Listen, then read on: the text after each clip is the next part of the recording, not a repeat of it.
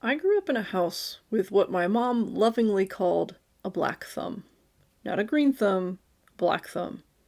If you gave her a plant, she could almost impressively find a way to kill it. And she would absolutely admit that herself, so I'm not throwing her under the bus at all.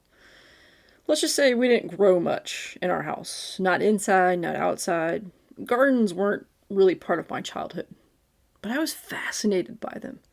I'd see documentaries about people growing their own food. I'd see neighbors with gardens. I'd watch time lapse videos with little seeds that push through the soil and then they become something tall and alive and productive. It felt like real life magic. I just assumed that that kind of magic required land, space, expertise, probably some overalls. But fast forward a few years, and I was living in a townhouse in Raleigh with a back deck. No yard. No garden space, no soil, just wood planks with a railing about 10 feet off the ground. At first I thought, well, there goes that dream for a while. And then suddenly somebody casually came by and said, you can grow things in pots, right? It was such a simple sentence, but it changed everything.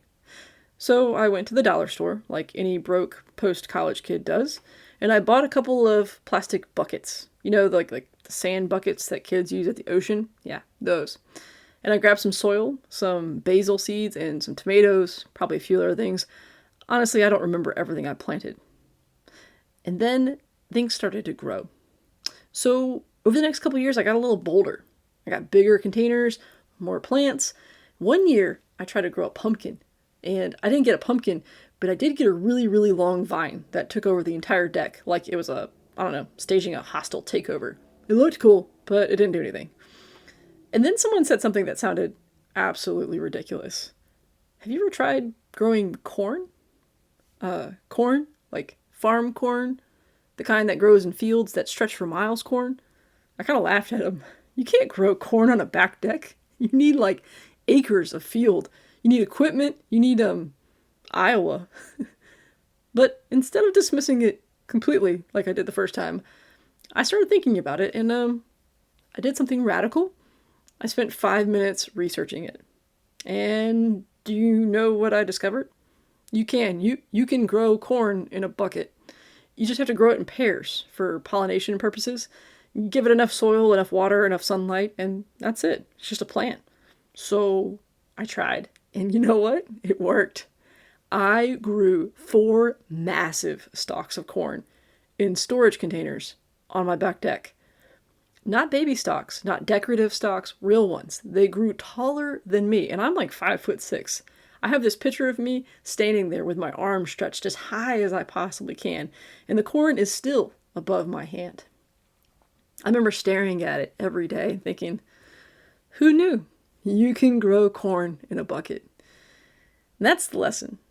Not the how to garden lesson or how to grow corn in a bucket lesson, but this. How many things have we labeled impossible simply because we've never seen them done? I mean, to be fair, I thought you needed like a lot of land to grow corn. You need a farm. I thought you needed credentials, and I had never, ever, ever seen someone grow corn in a bucket. Since then, before then, or ever. But it turns out you just need a container and a little bit of curiosity. Sometimes the only thing separating impossible from possible is 5 minutes of research. Sometimes it's a conversation, a Google search, well, why not? And here's what fascinates me even more. I imagine sometimes that my neighbors, they looked across their back deck and thought, is she growing corn in a bucket? Maybe they laughed. Maybe they questioned my sanity. Probably right so. But maybe, just maybe, a small part of them thought, wait, you can do that? And that's the ripple effect of trying something new. When you grow corn in a bucket, you don't just challenge your own assumptions, you challenge the assumptions of everybody who sees it. How many dreams have we dismissed because we never personally have seen someone like us do it?